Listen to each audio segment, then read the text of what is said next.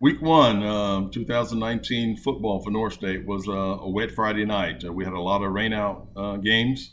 We played a few games on Friday night. A lot of games were moved to Saturday night, and we still have 11 games to complete on Monday night. Thank everyone for juggling their schedule and being able to accommodate all the schools, and we've covered all the games. One of the things that we've learned thus far, I want to start by reversing a decision that I made that I said clock operators should not have a radio. I'm going to change that. Has been a couple of opportunities where it would have been advantageous for the clock operator to have a radio, but that radio is for the crew communicating to the clock operator. It's not for the clock operator to share that information with anyone in the press box. So moving forward, a clock operator is having a radio in the press box is okay. Just be mindful of that's just crew communication. Also, we've had several schools that wanted our game clock operator to operate the play clock. And I'm okay with that. If the school asks you to do that, they'd rather you run the play clock. There's not a problem with that. We're going to do one or the other, never both. So if the school asks you during the play clock, they'll get someone else to run the game clock, and we're okay with that.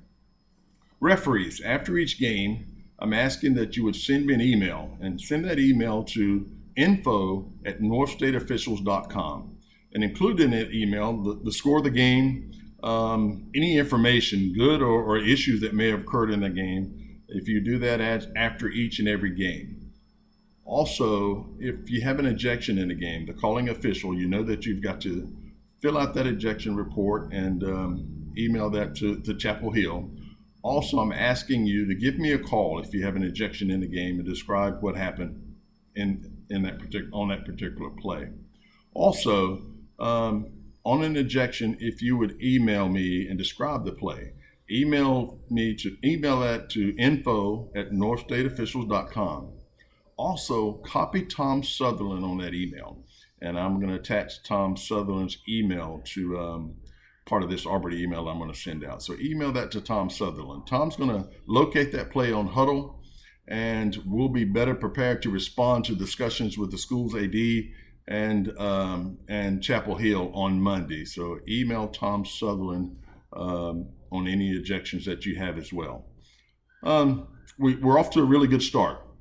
Just want to remind everyone, we're a crew out there. There's 5 of us. If you think that you didn't administer something correctly or something's just not right, stop the game as an official. Have a conversation with the referee or another official. Our main goal is to simply get it right. So if you feel that you haven't done something correctly, we're in this thing together there on Friday nights, and stop the game and having a conversation as officials is there's nothing wrong with that. Actually, it's the right thing to do. Had a very good example of just that happening already, where we had an official that had a flag, and there were other officials that had a better look at that particular play. They had a discussion. The referee waved that flag off, and the main thing is we got it right, and that is what we are here to do. We're moving forward into week 2. Just remind everyone that let's always be professional.